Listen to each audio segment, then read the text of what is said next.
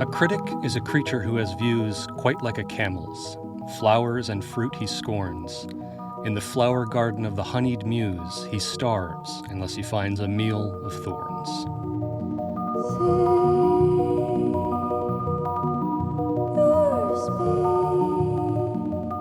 Welcome to the first episode of A Meal of Thorns, a critical book club brought to you by the Ancillary Review of Books. I'm Jake Casella Brookins. Each episode, we'll be looking closely at works of mostly speculative fiction, thinking about what they say and how they've influenced the field. I'll be talking to critics, scholars, and other writers about what makes these books tick. For our inaugural discussion, Dan Hartland is joining us to talk about China Miéville's 2002 novel, The Scar. Dan is the reviews editor at Strange Horizons, where you can also read many of his reviews. His writing has been published in Foundation, Vector, the Los Angeles Review of Books, and more. Perhaps most importantly, you can read his Snap Criticism series at the Ancillary Review of Books, where Dan takes a recent work of speculative fiction and a recent work of criticism, puts them in a jar, and shakes it up. Dan is the CEO of Saving Lives UK, an HIV and sexual awareness charity. He's also a musician, and we won't hold that against him. His most recent album, Haywire, is available now. Dan, welcome to the show. Thanks, Casella. That was a great introduction. I like it. Thank you so much for joining us. Thanks for hopping on with this project. Today, as I mentioned, we're going to be talking about The Scar, as you well know. But before we get into that, I wanted to ask, what else have you been reading? What else have you been enjoying or not enjoying, as the case may be? Yeah, so most recently, I suppose before you persuaded me to reread The Scar, I didn't need a lot of persuading. I was reading Francis Spufford's latest novel, Cahokia Jazz. Oh, yeah. Which, yeah, this isn't a podcast about that. I'd be really interested for more people to read that book because I want more and more diverse opinions about that book. It has things to say, but also things that I think need to be said about it. And I've also just started Him by Jeff Ryman, so I'm really hitting the British doyens of speculative fiction at the minute, it seems. Yeah, excellent. I have both of those on my TBR shelf and have not gotten around to them. Yeah, I've been hearing wonderful things about Cahokia Jazz. So that's like an alternate history of some kind, is that right? It is, yeah. So it's an alternate history set in the past. So effectively, it is set in Cahokia, which is or was a Native American settlement, more or less in the same place that St. Louis is today. Okay. The alternative, the John Barr point of the alternative history is effectively that city persisted for various reasons to do with how colonialism did and did not proceed in this alternative world. So the United States, therefore, looks very different in this kind of 19-ish 20 kind of alternate history, and that's where it all kicks off. But effectively, it's kind of a noir with a kind of gumshoe that gets beaten up a lot, and femme fatale, and shadowy businessman. Yeah. Cool. No, that sounds great. I am just coming off finishing up polishing some reviews, so that stack has had completely controlled my reading for the last little bit here. I usually get like a backlog towards like the middle of the month and have to catch up, but can't say enough good things about Sophia Samatar's novella that just came out, The Practice, the Horizon, and the Chain.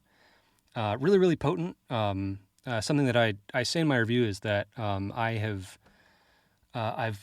been impressed with Samatar, period, full stop, but she has always struck me as having like kind of very different skills at short and long forms.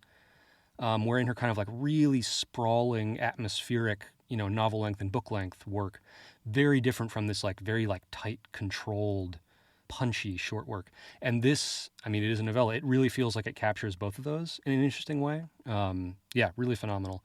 And even more timely now than like when I was reading it a week ago, because it has a lot to do with liberal hypocrisy in university settings. And as I speak, that is being very, very, very evident in America right now. So, yeah, really enjoyed that. Also, really enjoyed Jared Pikachik's, I hope I'm saying his name right, The West Passage that's coming out in a month or two here. Oh, wow. Yeah.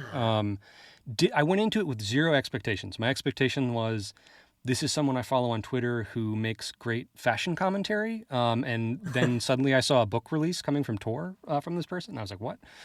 It is phenomenal. It is so much fun. It's a strange... I initially was calling it very Gormenghasty, but the more I read it, the more it reminds me of maybe like Madeleine L'Engle. It's this strange kind of slightly madcap fantasy through this giant castle that is also a city with lots of monsters and strange creatures. It's densely illustrated by him, by the author, with these sort of like slightly surreal medieval illuminations kind of thing. This sounds remarkable. Yeah, a lot of the characters seem to have like literally leapt from a Bosch painting. There are a lot of these just surreal creatures, and yeah, it's wonderful. Well, so this was not at all on my radar, which I feel like mea culpa, because it should be. Of course, the Samadar is on my list already, but this one, I think, yeah, that sounds wild. Yeah, it's really a blast. It's the kind of book that, I don't know, I would have enjoyed reading when I was young and enjoy reading now. It's just one of those, it feels kind of like, I mean, it's pretty gory, but it feels kind of like all ages in a way that like classic fantasy does. So yeah, really, really dug it. I feel like... Oh no, go ahead. Yeah, I just feel... the way you just described that book, I feel like that is almost a perfect segue into some of the things that I want to say about The Scar. Like, a lot of what you just said, for me, fits that book. Totally intentional segue on my part. So let's no, it wasn't. Let's talk about The Scar. So I just wanted to real quick kind of sum this up for people who might not be familiar. Today we're talking about The Scar by China Miéville, originally published in 2002 by Macmillan. It won the British Fantasy Award and the Locus Award for Best Fantasy Novel. It was nominated for a lot more, including the Hugo and the World Fantasy. Just for a really quick synopsis of the book, as much as that is possible with a book like this. So this is the second novel in China Miéville's Baslag books. It's kind of a loose trilogy. You can read any of them standalone. It's a sprawling, weird fantasy world. There is magic. There are many different strange kinds of creatures. It's also in what seems like roughly early industrial age. So it's very much tossing together like science fiction and fantasy elements. It is about a character who is from the city of New Crobazon, which is at the center of most of the other works here, who winds up being kidnapped and taken away to Armada, which is a giant floating pirate city. And from there, we set off on all kinds of strange quests. Some of those quests wind up leading nowhere. It's a very strange, interesting book. It's very rich. It's a great example of Miéville at his most, cracking out the dictionary, really long, intricate sections, a lot of violent set pieces, a lot of long, interesting, meandering descriptions, and tons of characters. It's sort of a semi-omniscient narrator that hops around from section to section, different people. So you get this kind of scattershot, kaleidoscopic view of this very strange, violent, interesting world. So yeah, that's kind of roughly what it's about. And I know as we'll be talking about this more, we'll be talking about Miéville's work and about the genre of the new weird, which this book is a great example of, and arguably kind of towards the end of the main current of the new weird, and what that means. Before we get into that, I just want to know, what's your relationship with this book? Do you remember the first time you read it, or what brought it to you, your first thoughts about it? Yeah, I do. So I read it when it was published in paperback. So that was the year after, so 2003. And yeah, I was aware of its position within that kind of new weird thing. As you say, this was towards almost the tail end. The new weird sort of burned very brightly for a rather short period of time in that kind of late 90s, early noughties period. I'd already read the first novel in the Baslag kind of loose trilogy, as you say, which was Perdido Street Station. I didn't know what I expected, but I remember not expecting this book. There are lots of things that are common across the three books, but equally they are all three very different novels, despite the fact that they, in theory, exist in this same world and absolutely do also inhabit the same sort of aesthetic. But I remember thinking at the time that this was a better book than Perdido Street Station, which had won a number of awards, and I think was and maybe remains more well known, more kind of, if you say the name China Miéville to someone who knows China Miéville tangentially, that they will probably name Perdido Street Station before they name The Scar. But for me, The Scar is the best of the three Baslag novels, quite easily. That's not to say it's the best structured, or in parts the best written, but there's just something about it which at the time I found very compelling, and now on this reread I just cut through it. I really enjoyed this book, and I wasn't necessarily expecting to, because it's been a long time. And one of the things that most struck me about it was, despite having really enjoyed it at the time, despite having always sort of fought in its corner to be the best Baslag novel, inverted commas, I'd forgotten a lot of this book. This book is big. Like, when you started to introduce it, Casella, I was like, where is he going? How do you encompass this novel? And I'd forgotten so much, because there is just so much to remember. Yeah, there's so many. Each sequence is doing something kind of new. It doesn't really retread. It doesn't really recap itself, or nor does it signpost ahead of time exactly what it's going to be doing. You turn to the next section and it's kind of something else is happening. And it becomes so compelling because Miéville is not scared of the cliffhanger at the end of the chapter. If anything, he kind of knowingly overuses that kind of structure.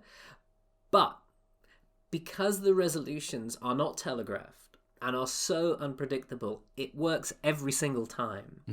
And you're right, each section of the novel, and the novel is kind of split into 7 parts, which are roughly of kind of similar length. But within even those parts, there are separate and distinct sections. But yeah, it goes through a period of the character that you mentioned that's from the city-state, New Crobuzon. It starts the story on a kind of very kind of rarefied galley that is a New Crobuzon Navy galley, and that's a whole thing to it. That is someone's novel. But then very quickly, Miéville just upends that, and she's on a pirate ship. But between that, she's in some sort of scurvy port, and then at another time, the pirate ship and the pirate city do a tour of some sort of fantastical islands. And in each part of this, almost, I want to say, sort of peripatetic novel. Yeah. You're not like, oh, I liked the last bit best. What is remarkable about the book is that it changes a lot throughout, and yet each change leads to somewhere even better, or at least equally as compelling as the last. And that's a tricky one to do. Yeah, it really is. And so I encountered Miéville first with Perdido Street Station when it came out, and I remember being very struck by it, but not particularly liking it so much.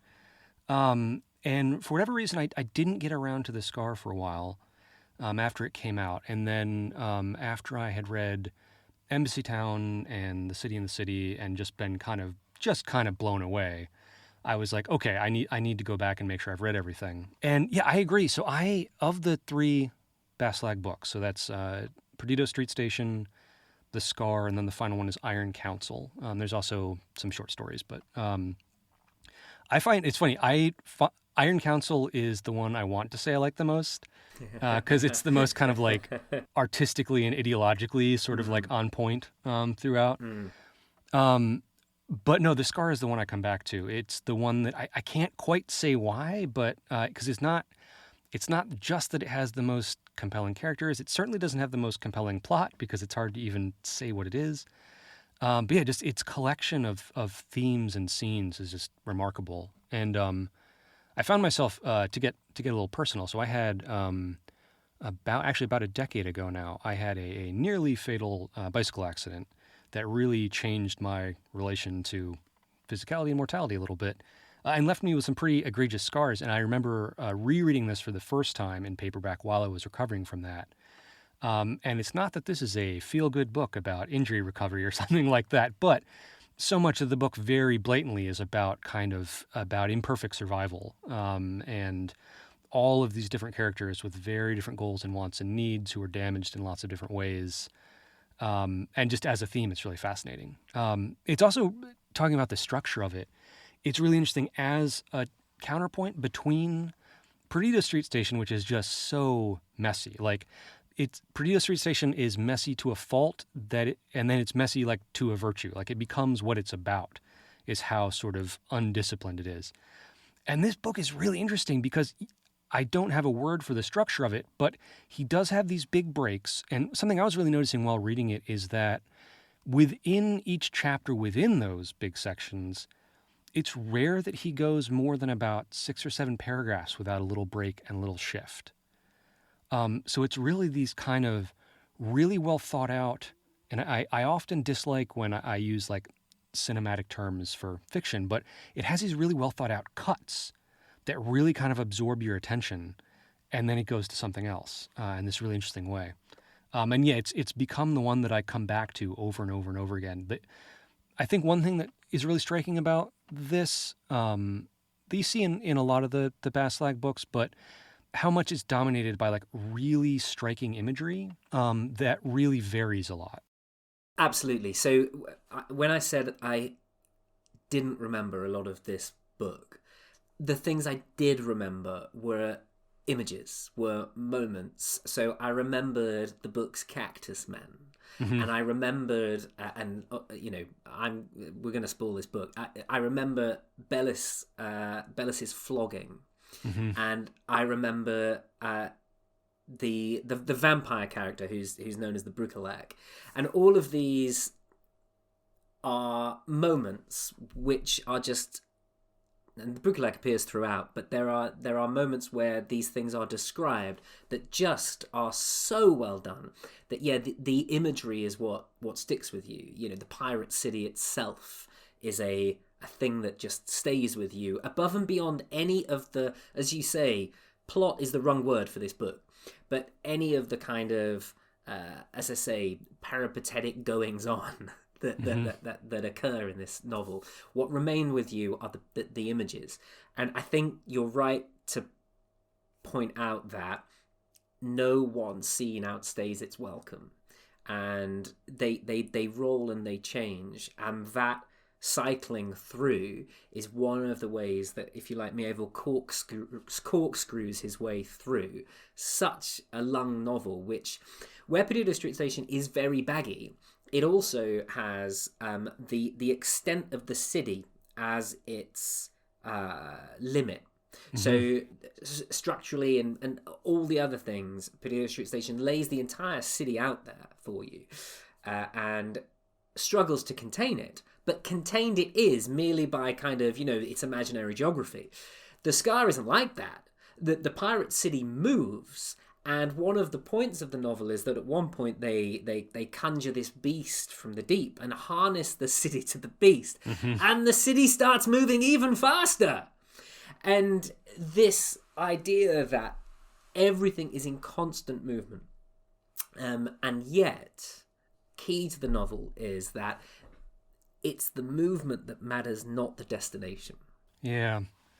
There's something about the way that Miéville and this novel and some of the characters in this novel are specifically about refusing endings. Indeed. And sort of refusing closure, or coming to realize that the closure or the ending or the destination that they wanted is an impossible or an inauthentic one, is like a recurring theme in this really strange way. So I want to touch on this. So we want to talk about the New Weird. We want to talk about, I want to talk about cities and their relationship to Miéville's writing specifically and to the New Weird more generally, and a little bit about this concept of anti-fantasy and the New Weird in Miéville's writing as being kind of a reaction against Tolkien-esque kind of conservative traditional fantasy, and how well that works or not. Because I think there are points to this novel where I think that works really, really well, and the other points where I think, like, you just can't tell a story like this without falling into some of the epic fantasy because that's just how you tell a story like this, right? Right. I mean, it didn't have to be a pirate city. It could have just been a peaceful city where people hang around and mend shoes and fish, but that's not what this novel is. Like, lots happens. So yeah, I don't know. Starting with that idea of the city, something that's really interesting to me is that the Bastlag books are very much about cities, and they're specifically about New Crobuzon, which is one place that I imagine is heavily inspired by London. I might be wrong about that, but it has this dense, sprawling, not very grid-like, multicultural mashup of a city that we spend a lot of time in.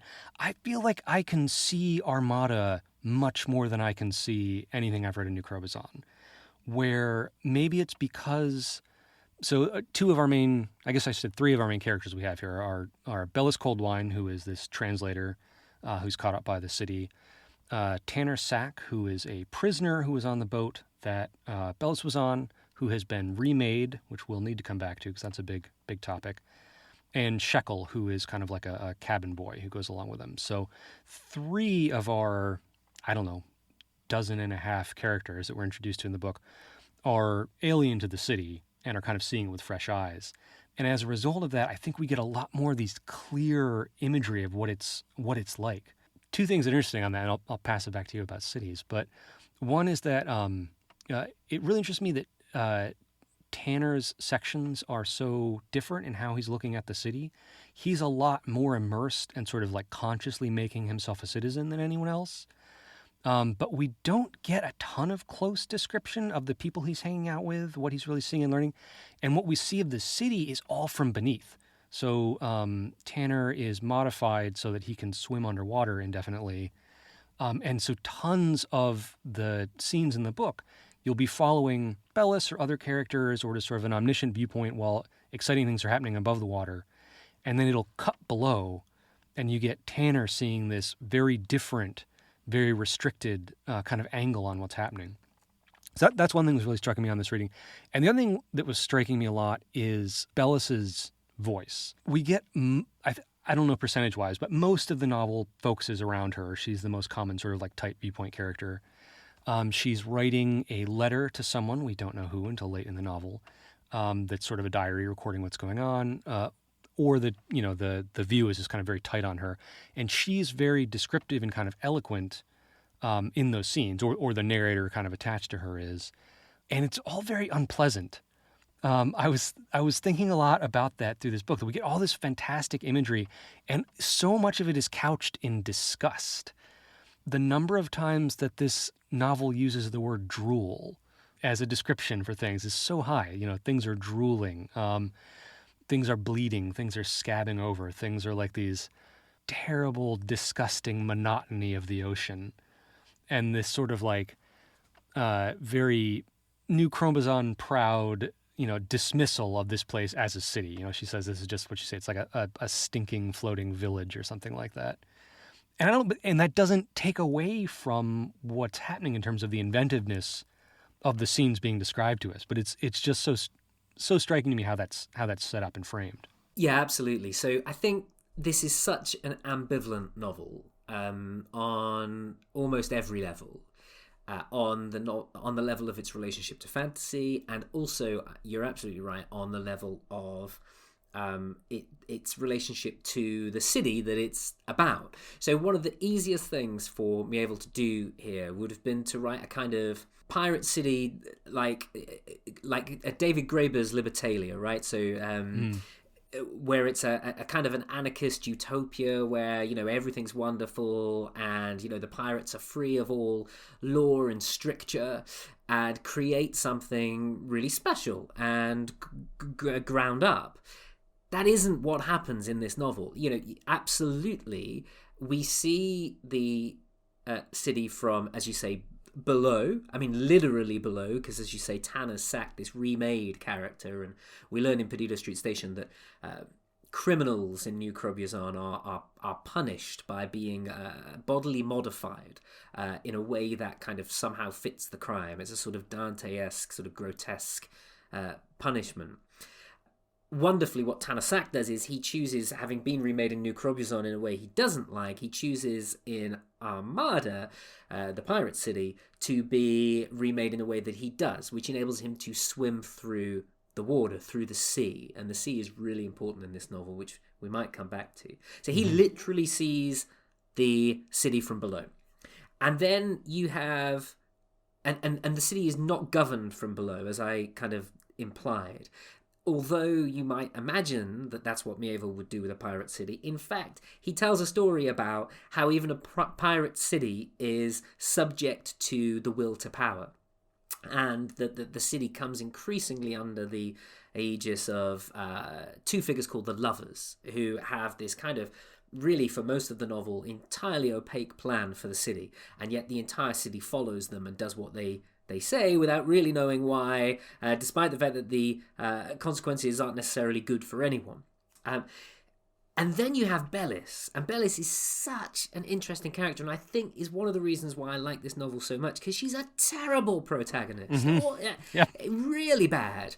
She doesn't want to be the lead in anyone's story, certainly not her own. She's very easily manipulated. She's not easy to like. She enjoys maintaining her distance from everyone around her, and yet this is the person that Miéville chooses to use to introduce us primarily to the city. And I think that's because he wants us to have this sort of skeptical relationship to the city too. It would be really easy to read about a pirate city and go, aha, me hearties, and get very excited about it. Bellis does not allow you to do that at all.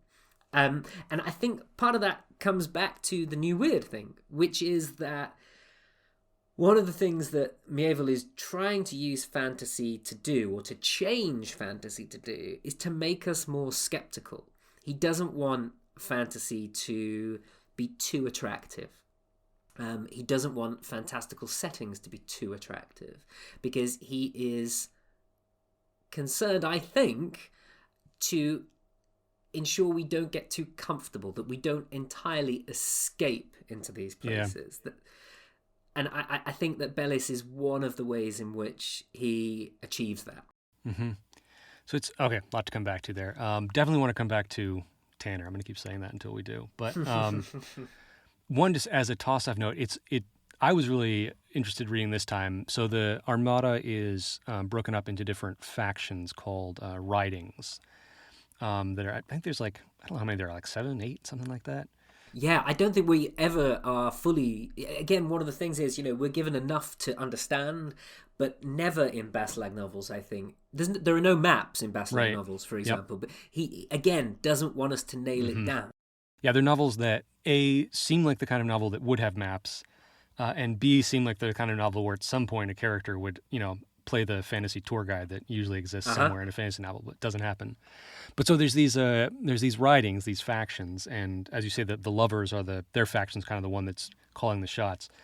But among the other ones is the Democratic Council of Kurhaus, which just feels like just a send-up of the kind of society we might expect Miéville to make, right? Where it's this heavily democratic, committee-driven society where they try to achieve everything by consensus, and they're just kind of a low-key joke through the whole thing. They don't really accomplish anything.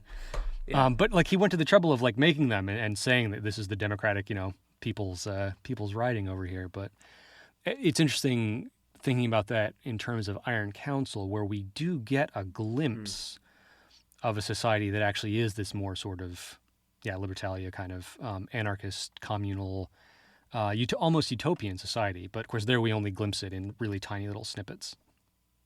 Let's go back to Tanner Sack. Let's just talk about Tanner Sack real quick. Just because remaking is maybe the singular novum out of all of the Baslag books that sticks with me the most. It feels like this sort of, if not a control metaphor, kind of like one of the overarching themes and potentially allegories that Miéville's playing with. Just because it's about the way that the system breaks people intentionally. It's about the way that there's the evils of capitalism, the evils of hierarchical control, however you want to put that, are not merely accidents of an efficient machine running. They are sadism. They are, power making itself felt above and beyond what it needs to be efficient. The remade are, they're horrifying, what's been done to them. And so that here in this novel, to have someone reclaim that is really striking. And that comes up again in Iron Council, where they kind of claim themselves a bit. But it's also, I was mentioning that so much of this novel is unpleasant, and Bellis is kind of unpleasant as a protagonist. And one moment that kind of shines out is Tanner's transformation, where he, of his own volition, seeks out a surgeon. So his punishment was to have these two sort of tentacles attached to him that are very painful and useless. And then he decides he's going to sort of embrace this sea creature side of himself. So he's modified so he can breathe underwater. He's given fins on his hands, a bunch of other sort of modifications so he can continue working underwater where he's an engineer. But that sequence is, even though it's very painful, and even though there are lots of descriptions of blood and pus and weird incisions and being hooked up to things pumping fluid through your ragged skin, it's a very triumphant sort of section. And the nameless surgeon is one of the only like gentle, kind characters that we encounter. And it's really this sort of transcendent moment just stuck right there in the middle of the book. And that line of the surgeons that, what is it, that scars are not an injury. After an injury, a scar is what makes you whole. Mm-hmm, mm-hmm. That's just wonderful. And it gives you this sort of like, if you want to, it gives you this kind of key that you can look at the rest of the book with, like a little more hopefully than it might otherwise read. Because so much of the book is so kind of devastating. Yeah, I think that's absolutely right. I think Tanner is, he emerges as the kind of moral center of the book, really. He starts his journey, he's a slave. So the remade who are brought on board the ship that Bellis is leaving Nucrobius on at the beginning of the novel, they're put in the belly of the ship, they're kept away from everyone. The idea is that no one really sees them, certainly no one acknowledges them. And then of course when the ship is raided by the forces of Armada and the ship is stolen, because this is how Armada grows, it adds ships to itself, and also the crew of the ship and all the passengers of the ship and the remade are inducted into the city wherever possible.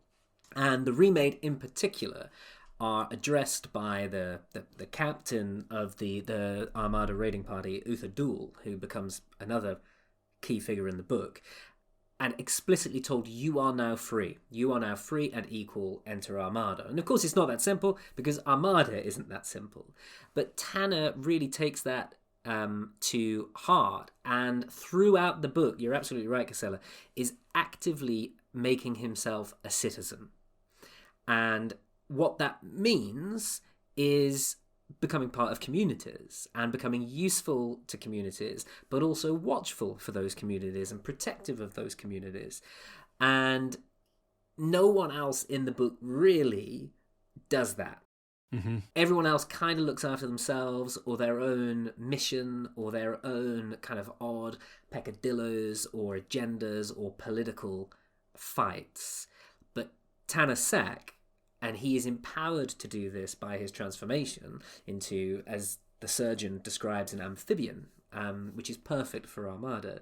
He is perfectly equipped after his decision, as you say, to reclaim what being remade means, to do that, to be the sort of, if you like, guardian angel of this strange city. And it's the one moment in the book where we do get that power from below is the very quick mutiny that Tanner leads, at the end of the novel.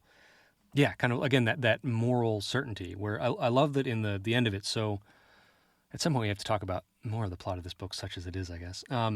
So the Armada, when we are introduced to it, is sort of in the very early stages of this multi-step quest that we're never entirely on the inside for until the very end, that involves stealing a bunch of mobile drilling rigs so that they can get oil and magical substances that they need to summon a giant creature that they need to drag the city to an ancient scar in the very possibility, or the very, what do they call it? It's called a scar in the world, right? It's like a gaping, it's like a tear in reality. Yes, that they can quote mine for possibility, and all of these steps in the quest are kind of secret and are kept close, and we don't learn them until our main characters do, and we don't learn some of the last steps until the very, very end of the novel, where the decision is made, spoiler, to turn the ship around, to not go to the Scar, because they think it will lead to their death. And it's Tanner who leads that. And this just sort of Tanner and a bunch of unnamed characters, citizens who he has come to know, who just kind of rise up and say, no, we're not going to do that. That's not how we work. This isn't our story. And they take it back. And they don't keep it, right? The power goes back to those power-hungry people who had it before.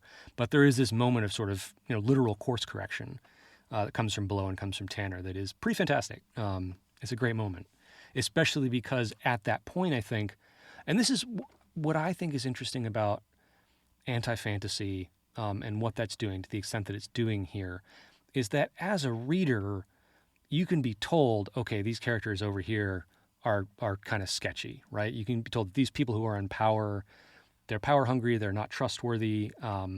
But if they're the ones that have a story, and they're the ones that have a quest to give us, and it's the only quest we have, there's a part of us that wants that, at least, for myself, where I'm like, okay, here's what the story is. Here's what we're doing. Here's our goals and objectives. And so to set the book up in such a way that refusing that becomes important is a weird, interesting trick. And I think that Tanner's moment at the end is so kind of triumphant is a sign that it can kind of sort of work. And Bellis is doing that throughout. It's part of why she's such a weird protagonist. If Bellis, that scene in Lord of the Rings when Frodo's like, oh, I wish the ring had never come to me. If that were Bellis would just be like, chuck the ring, just out of here, I'm done. Right? Like absolutely no interest in this quest. So much of what this novel's trying to do, and I don't think it does completely, I don't think it can completely, is to make you, the reader who has bought this fantasy book, skeptical about fantasy books and about the role of fantasizing and constructing these highly artificial kinds of ways of life that allow you to put aside your common sense and to ignore other people's needs and other people's lives if you need to. And that's kind of what it's trying to do. Yeah, and I think we were trying to put the book in a little bit of context earlier, and I think we should also remember what 1990s epic fantasy looked like. Mm-hmm. It was highly commercialized, it was highly generic, and Miéville comes along and says, I'm not having this. And I agree that the anti-fantasy is all about making us sort of skeptical of this and kind of active, really, in the rejection of fantasy's charms, really. But the city focus, I think, is really important to that too, because it enables Miéville to focus on the idea of community. And of course, epic fantasy is driven by individual heroes, and there are no individual heroes in this book. Our protagonist is passive, except when she's being manipulated. Our villains are distant and difficult to understand. And the moral center of the novel, as we've said, Tanner Sack, is himself entirely powerless. He is a very low-ranking member of the community, except insofar as he has very useful skills. But he manages to parlay his kind of moral, generally recognized moral character into a wider moment of heroism, which is not undertaken by any individual hero. And as you say, as soon as it's achieved what it wants, it steps back and the top people take over again, and really the status quo is returned, except for the one thing they didn't want to happen. But I was thinking about Miéville's influences, because he didn't just come up with all this off the top of his head, and he has always cited, I think, in interviews, Michael Moorcock's essay, Epic Pooh, and that's Pooh, P-O-O-H, as an influence. And so I had a quick read of it, and there is a fascinating sentence or passage in it where, so Moorcock's thesis is that Tolkien Tolkien's fiction is too comfortable. You know, all the Shire stuff and the singing songs, and it's all a bit fuzzy. And he doesn't want that from his fantasy. And he says, this really struck me, writers like Tolkien take you to the edge of the abyss. Almost, one would say, a tear in reality, a scar of some sort, and point out the excellent tea garden at the bottom, showing you the steps carved into the cliff and reminding you to be a bit careful because the handrails are a trifle shaky as you go down. They haven't got the approval yet to put a new one in. And what he's saying is, you know, yes, there's some danger in epic fantasy, but there isn't really. And the author is always trying to keep you safe. And the guardrails of the genre help you do that. Well, Miéville removes the guardrails. He takes you to the edge of the abyss, and it is dark down there. Like, there is, as you say, there is blood and pus and terrible things and monsters, and he's like, okay, we're going in. And that is another, I think, part of what his anti-fantasy is doing, which is bringing in the horror, which is often kept, I think, at arm's length in sort of Tolkienian fantasy. Oh, totally. I'm trying to remember the name of what's the Stephen Crane short story about the boat, the survivors. Yeah. Yeah. Terrible. I'll badly dub this in post. It's the open boat. The open boat, yes. Yeah, yeah. Yeah, so I was thinking about the open boat and how naturalism, like capital N naturalism, like the literary movement, feels like secretly part of the new weird, right? Secretly because it's so, you know, on its sleeve, unnatural and embracing all kinds of, you know, weird tentacled creatures from beyond.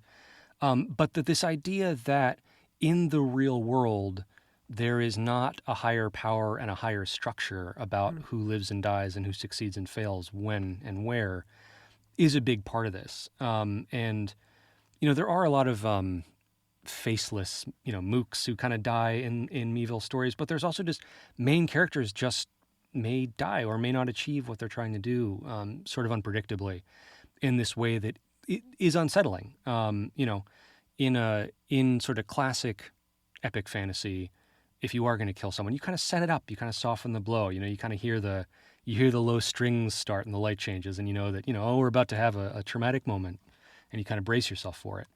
And the real world's not like that, and I think part of what New Weird is doing is trying to get away from that. And in a weird way, I feel like it gets us closer to realism, to naturalism in this strange way. What do we think? I want to briefly, we can't make the whole episode about this, but what do we think about the New Weird? So and that's a huge question. And also I know that one of the other ancillary editors is sort of a New Weird specialist and has very firm opinions about what that means. So I'm curious to see what he thinks. But, you know, when I started this podcast, something I was interested in is thinking about what's going on in the genre writ broadly, not just the marketing term, but, you know, all the stuff we read that we call science fiction or fantasy or speculative fiction, horror, these related genres. And something that I think people who read a lot and kind of stay on top of what's going on, we're always kind of interested in, well, what are the trends going on? What are the themes? What are the movements? And I feel like the New Weird comes up a lot, not because it's still around or because it was the biggest thing since sliced bread or anything, but in many ways it feels like the last semi-well-defined movement within speculative fiction. And I've kind of been wondering why that is and what's that about. Have we got to the point where there are only subcultures, you know, as they say, so there can't really be a counterculture and it's hard to revolt against it? I mean, I see the influence of New Weird everywhere, right? And this much larger conversation, but I feel like there's a lot more exciting going on that does not fall within science fiction narrowly defined. A lot of the really exciting stuff tends to be sort of less realistic or engages in magic irrealism of some kind. And a lot of that owes to things that were happening in the New Weird. But so that's a broad two-part question. What was the New Weird doing in its entirety? And part two, what is happening now in all its entirety? So I'm trying to pull a question out of this that we can actually get back to. So I guess here, I'll frame it this way, which is, why did the new weird stop, if it stopped? Why did it kind of peter out? Now that is the big question about the new weird, because as I say, it did seem to burn very brightly and then sputter out. I mean, one of the answers I think might be that no one could ever really agree what it was. So it was one of those things where I don't know what new weird is. I just know it when I see it. And I also feel that it was people tried to say, oh, Jeff Vandermeer is a little bit part of the new weird, but for me the new weird did feel like of a piece, almost the fantasy equivalent of the British boom, which was happening in science fiction at the same time. So your China Miévilles, your Steph Swainsons, your Justina Robsons, and the British boom stopped, and so new weird stopped. And partly that's because new weird was always very diffuse, and almost its only center of gravity was that there was kind of a boom in British fiction and criticism writing at the time, and so the two people came together and said, hey, what's this thing? I also think that several of its authors stopped, and that's why it stopped. So Steph Swainston, Year of Our War, stopped. Miéville stopped. So you mentioned Miéville's more mature, what I would call his more mature novels, Embassy Town and City and the City, neither of which are new weird. So Miéville seems to have got bored with it, and I think that was very important. But I also think it's because one of the things that new weird did, and this comes to your question of influence, and I agree, as I was reading this, I was like, I still don't read a lot of books like this. Like, this is a really strange book.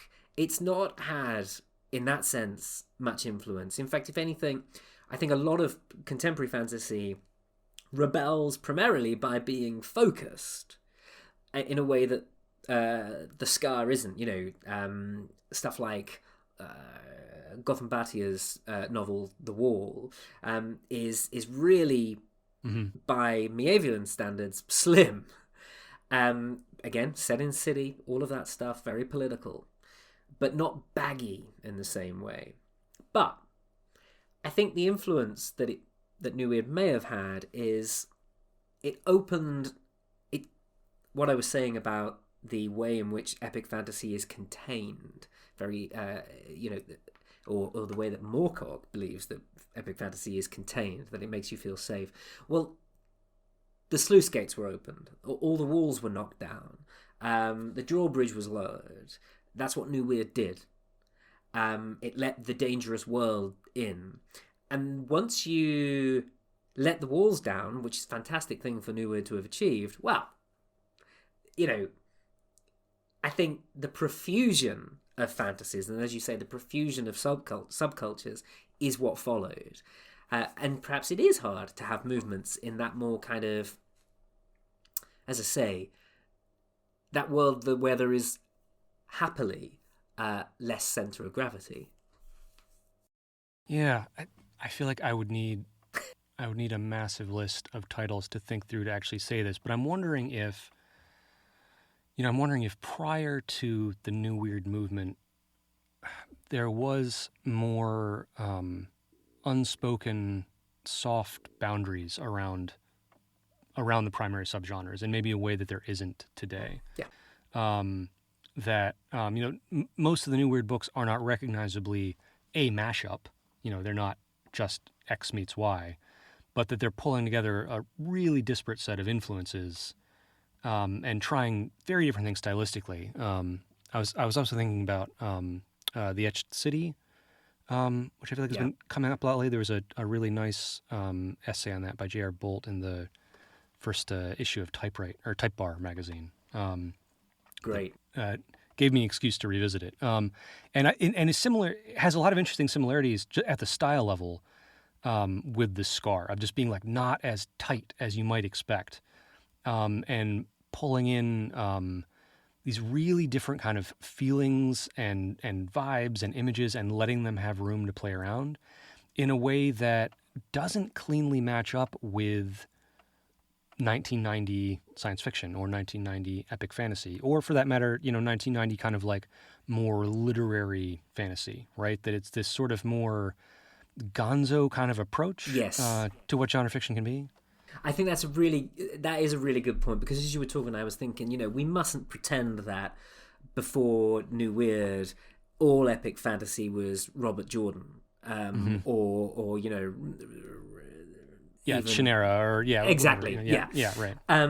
That there was someone called Ursula Le Guin, right, that was writing, Yeah, but right. but I think you're right to say, yeah, but that was literary fantasy. You could, as you say, softly identify that as literary fantasy. That's over there, and the other stuff is over here. And yes, that gonzo perspective that New Weird brings totally destroys, not totally, but somewhat destroys the boundaries between the various subgenres. Yeah, and in sort of like commercially viable genre channels too, which I think is worth pointing out, because like we had movements like Slipstream, right, and we have some things, but they take a while, I think, Yes. right? Like I think if Slipstream had caught on as a term, we would be fair to apply that to people like Kelly Link or Carmen Machado, people who are having tons of success with really wonderful, interesting work. But now we're at a point where like a big normal science fiction and fantasy publisher, someone like Tor, can put out something like The Archive Undying or Gideon the Ninth. These novels that are really, really playing around with their influences and their structure, and being kind of not explosively experimental, but like really kind of doing something different and kind of hard to categorize, and being confident that people will read it and not be weirded out that there's not a classic epic fantasy party with well-defined roles and well-defined quests. So that feels like something that happened out of this. Yeah, I think you're right. And like a book like The Scar really trained readers to, accept that sort of thing in their fantasy. Like the various characters and races that exist in The Scar should not exist in the same novel. Mm-hmm. There are there are men that look like cactuses, and there are she creatures that look like mosquitoes, Yeah. and then there is a vampire that just walks straight out of Anne Rice. Mm-hmm. There are humans, and there are weird ghostly creatures, and also we learn that in the distant past of Baslag, a impossible race of people known only as the Ghost Head arrived on some form of spaceship from another planet, and the novel suddenly becomes science fiction or science fantasy or something else like that. And one of the reasons I think that Miéville is so, as we were saying, wary of codifying the world of Baslag, wary of the map, wary of the gazetteer who sort of, oh, well, of course, these people live to these rules and those people live to these rules and they are in the East and these are in the West, is because he doesn't want to be pinned down in that way. Like, the point of Baslag is that all things can and do overlap each other. Yeah, and there's something ideological about that. That's kind of fascinating. Where traditional lore, and I say lore with kind of disdain, in fantasy is a totalizing project, right? Yeah. And this idea that I know everything that happened back to when whoever I call God started the world, right? That's Tolkien's project, and tons of other people trying to just mimic that. In the New Weird, this particular stuff that kind of leans in the fantasy direction, like very consciously rejecting that. And when we have however many non-human species there are on the city, that we never get like a full paragraph on who are these. There's the Hachi, who are like hedgehog people, and I'm like, what's their deal? You just don't know. They're just like, they're there. Yeah. And it's this. I think it's this interesting sort of rejection of the kind of history and the kind of historicizing that fantasy does and kind of excuses. I was thinking about, there's that, very, very bigoted question you can ask someone of where are you from really, with this implication that there's like a true genealogy that connects to a true geology or geography, and that just does not apply in the Scar, right? It's just like things have been moving around and rewritten and overwritten, populations moving and changing, and inserting doubt about the story itself, and what we've been told. And there's a lot of lack of certainty in a way that maps to the actual world in a way that's uncomfortable, right? And it's uncomfortable to think we don't really know history, but it's also sort of important to realize like what we do know is in fact channeled through stories that someone told for a purpose, and that's part of what this is doing. Yeah, and one of the things that Armada does is it brings together all of the peoples of Baslag in a single place. So there are conversations that characters have where, Bellis Coldwine is talking at one point to this Uthadul character that I mentioned, who is the captain of the raiding party that brings Bellis's ship into Armada, but also the bodyguard of the Lovers, and also the rival of the Brucalac. And we learn more and more about this character as we go. But they're having a conversation, and they're not really understanding each other on some level. And he says, oh, well, that's because, you're from a mercantile city. You take that system for granted. Well, I'm from a feudal place, and I take that system for granted. And there is, in Armada, an opportunity which you do not get in most epic fantasy, or indeed other forms of literature, for people from these vastly different systems to come together and say, okay, well, that's that system, that's that system, that's that system. We can almost choose from these. And I do think that that's where this theme of possibility, you mentioned earlier that one of the reasons that Armada is being forced to sail to the Scar by the Lovers is to mine for possibility, whatever that means. And for me, Armada is sailing across the sea, and the sea is, at times a metaphor for endlessness. And the Scar thinks that possibilities are endless, really, but that choosing your option is really hard, and people, but equally that people are scared of not doing so. They're scared, which again returns us to Moorcock and his idea of the rail down to the tea room at the bottom of the abyss. People are looking for a safety, for a guardrail, because the endless possibility of the ocean is actually pretty intimidating. Yeah, I think let's take that tea room as an excuse for a quick break. Good. I'll be right back.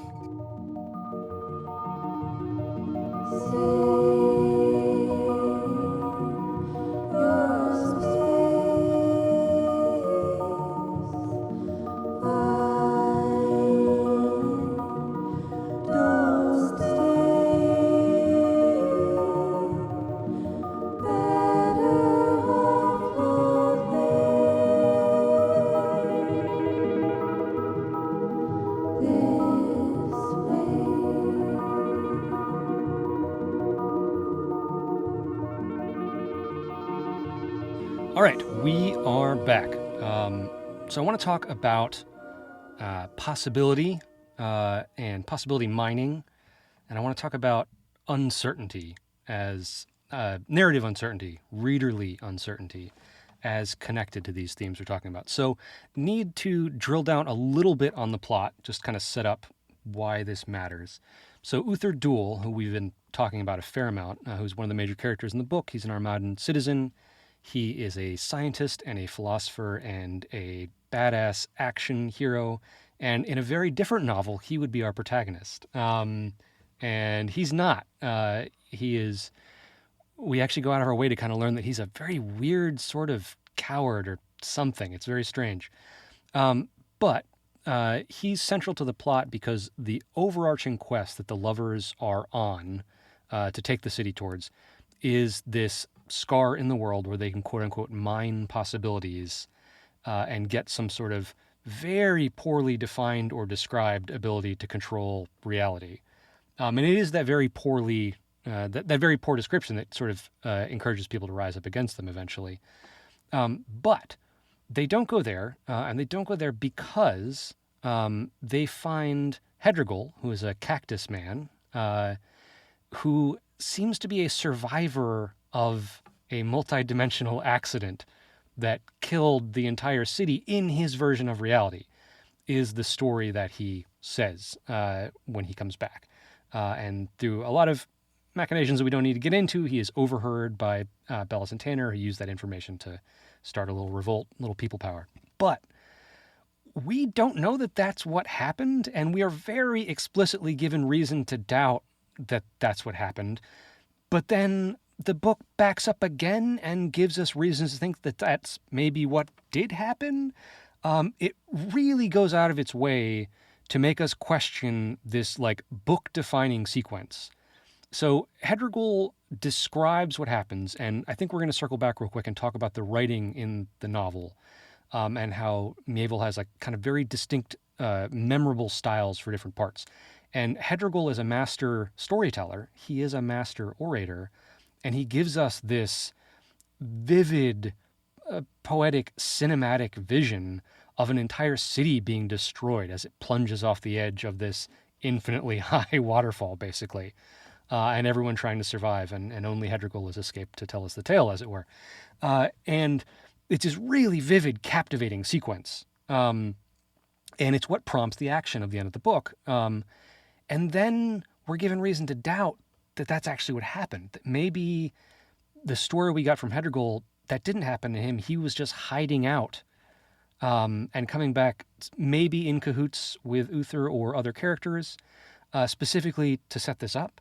And so we're sort of given this strong idea that, look, maybe that's what happened. But then the novel backs up again, and Bellis remembers that she's heard Uther playing his, what's it called, a perhapsadion? Mm-hmm. Is that what it's called? Mm-hmm. He has a musical instrument that is a relic of this Ghosthead Empire that can interfere with the possible futures and possible realities that are spilling out from the scar.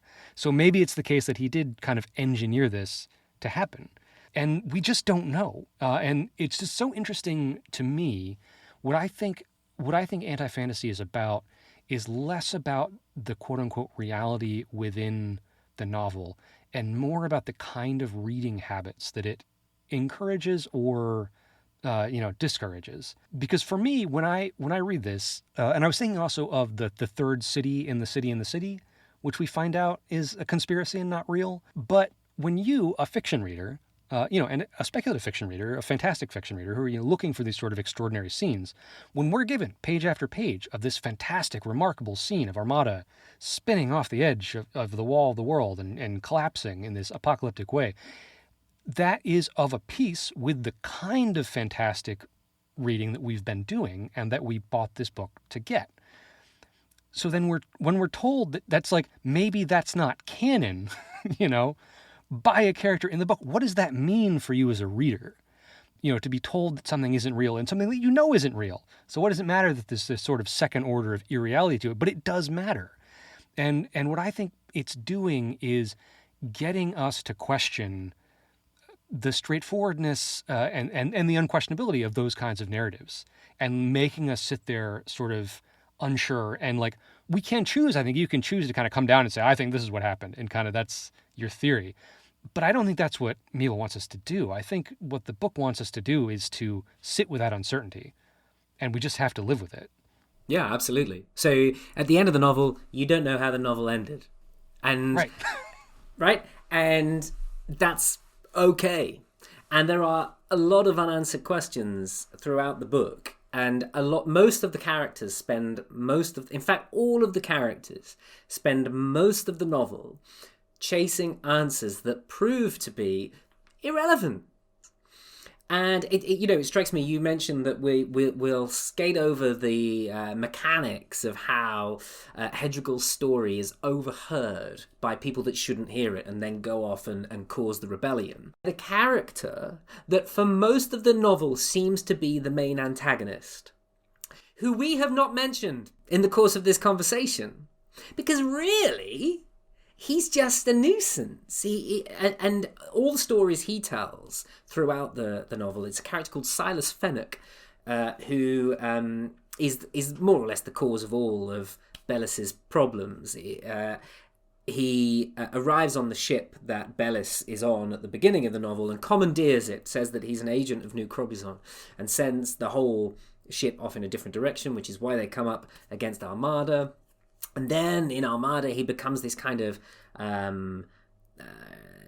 malcontent who essentially tells Bellis a load of lies to get her to act in certain ways that suit his agenda. And we're like, what's his deal? What's and ultimately, it doesn't matter what Silas Fennec's deal is, because, as you say, Casella, the main plot is happening over in shadows with Uthadul and Hedrigol, and Hedrigol doesn't speak a word in the novel until the final, as you say, cinematic storytelling. And what the novel is doing in each of its stages, as we've described, it goes through various bits. Is leading us, is teaching us how to deal with, okay, that's not what the novel's about. Oh, okay, maybe it's about this. Oh, that's not what it's about. Oh, maybe it's about this. And by the end, we're so used to dealing with that uncertainty that we almost close the book going, yes, okay, I don't know how that ended. and it's terrifically well turned. Because, as you say, Uthadul is a character who plays the musical instrument that summons possibility, and his sword is a possibility sword that can be everywhere at once if he wants it to be, and so he can fight an entire army single-handedly because he's controlling possibility. And this incredibly powerful character might be the manipulator behind it all, might not be. We don't know. We don't know. We don't know which possibility is the real one. We can almost choose, right? If we're brave enough to choose. I think there's something about that that building in skepticism and sort of building, a novel that tells you how to read it and sort of like how not to read it, getting rid of that overarching classic fantasy structure that I think allows some of the more literary effects that it's doing. And let me see if I can say this, because this is occurring to me now, which is that when you get away from some sort of classic structure, whether that's Campbellian monomyth or like whatever monomyth of the day, is being sold to us as what this genre does. When you get away from that, what you're left with is just the text. And it makes you and allows you to focus on the qualities of the text itself. We talk a lot about the bad writing in the golden age of science fiction, where that's sort of excused because we have these big ideas or these sort of recognizable sort of plots. And what's important is you get that. It's important you get the story. And if the story is good and the ideas are good, it sort of excuses bad writing. I'm thinking a lot of, do you know Graham Harmon's concept of overmining? No. You can undermine an idea by saying like, okay, all you are, your genes, or all you are, a bunch of atoms acting in a statistically predictable way. And that sort of undermines what you are as a person. But you can also overmine things and say what you really are is how you fit into society or your role within other organizations or larger structures. And it's a similar way of sort of like taking away vitality from the level of the thing that it actually operates on and saying that its real meaning resides somewhere else. And I think that by getting away from a determinate meaning, the novel here allows us to focus back on what it actually is sort of as a text. It doesn't allow that story or that idea to become the thing that is real. It doesn't defer meaning. The meaning can only be sort of what's on the page, which I think is part of what I like about this. And we wanted to talk about the writing in this novel a bit and just how great this is to read just on a sentence by sentence and scene by scene level. It's oversimplifying a bit, but I sort of think there's about 3 kind of modes that Miéville is mostly writing in through this. So he has this kind of standard things are happening mode, it's kind of standard dialogue and sort of plotty kind of description. Then he has these set pieces that are just these astonishing, action sequences. The final battle with New Crobizon, multiple duels and battles throughout. And then he has these sort of much stranger and more interesting, largely just descriptive sequences. sometimes tight to a character, sometimes just an omniscient narrator. A lot of Fennec's portions when he's moving around, sort of magically through the city, he's not really thinking. We don't really know what he's plotting or worried about. He's not interacting with people. He's just moving in this strange way through the city.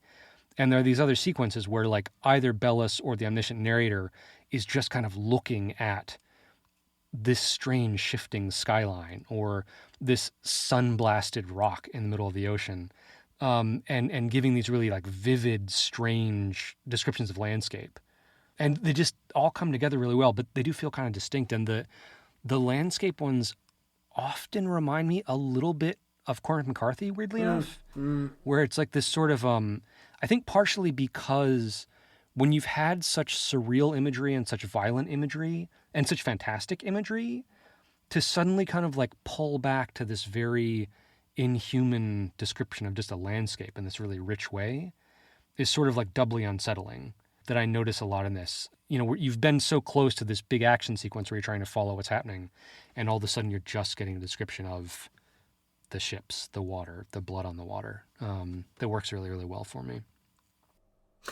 Yeah, I think that's exactly right. I think it's really interesting that McCarthy comparison. I think it's really apt, actually.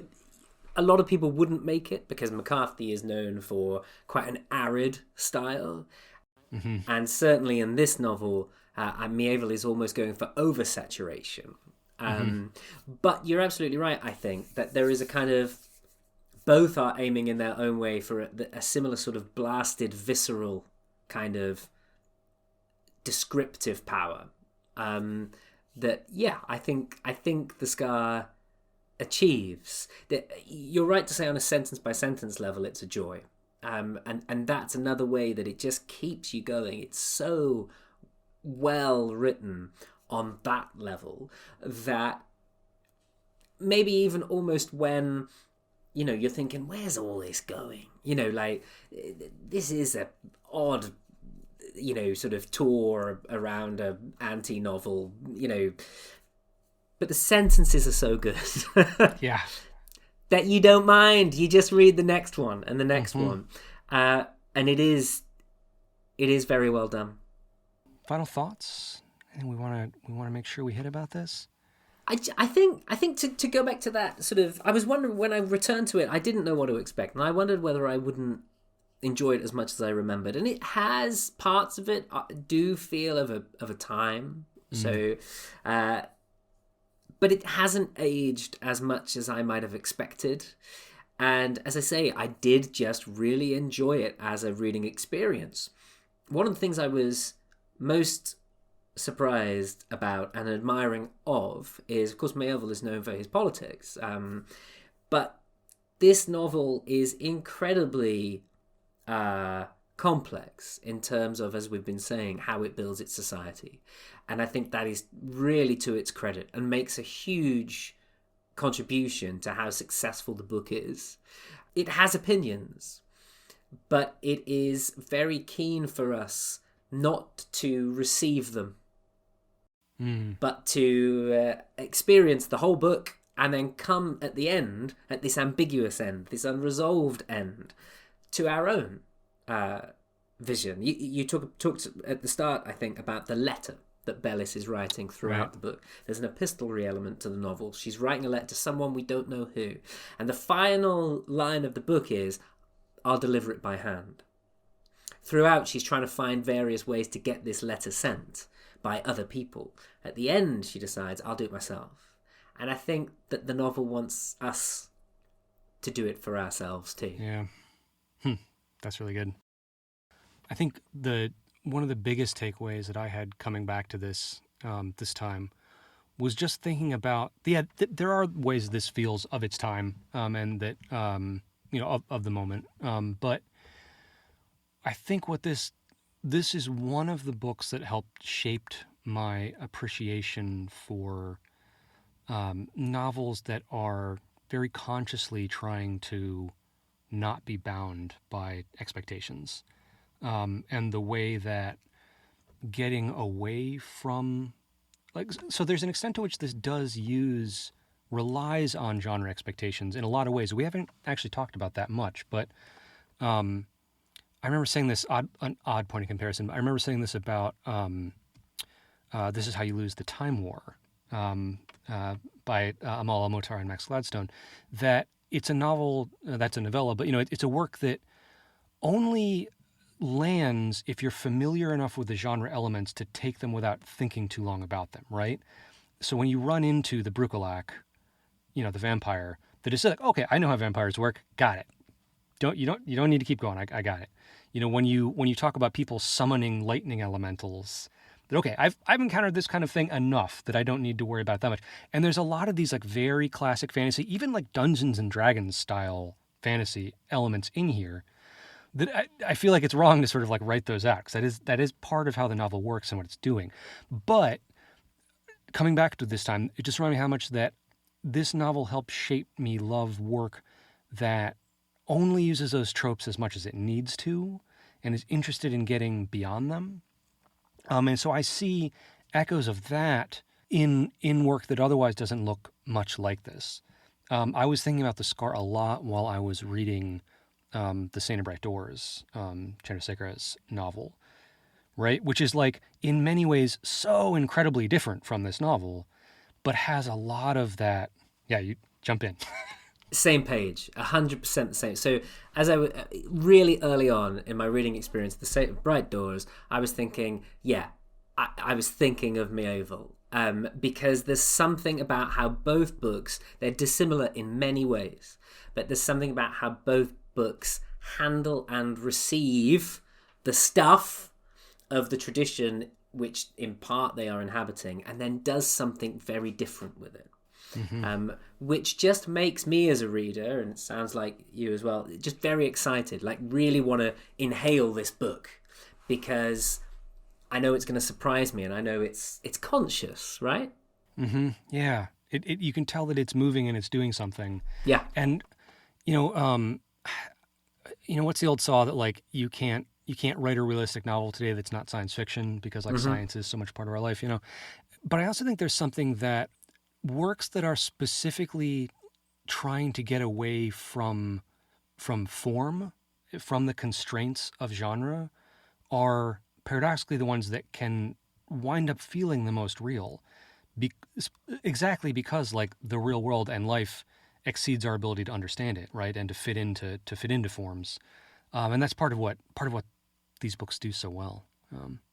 All right, Dan, thank you so much for joining me for the very first episode of A Mail of Thorns. Absolute pleasure.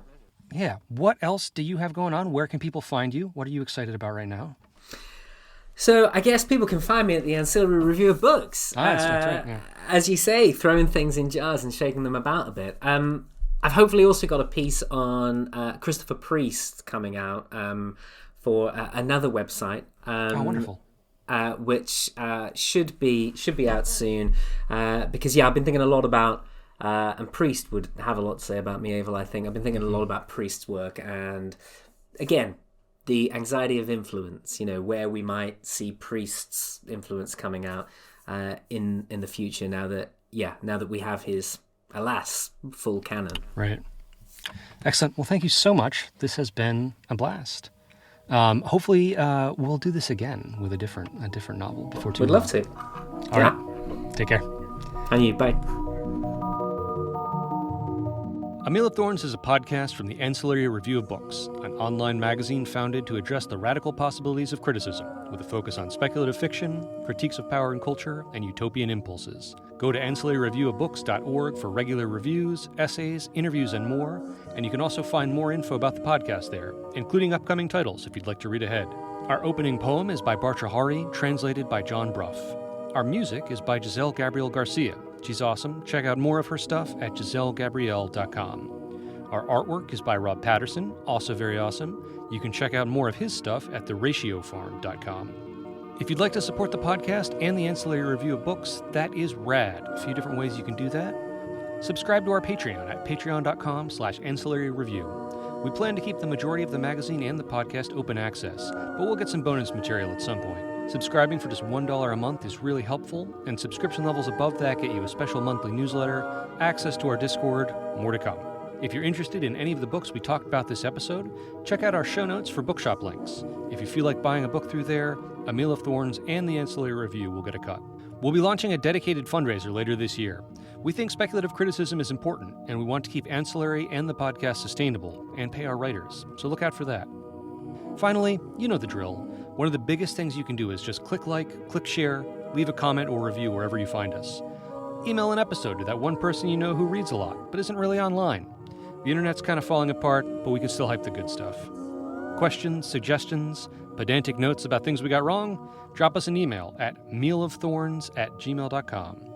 Join us next time for discussion of Isaac Fellman's novel Dead Collections with critic and reviewer Rosanna Pendlebury. Thanks for listening.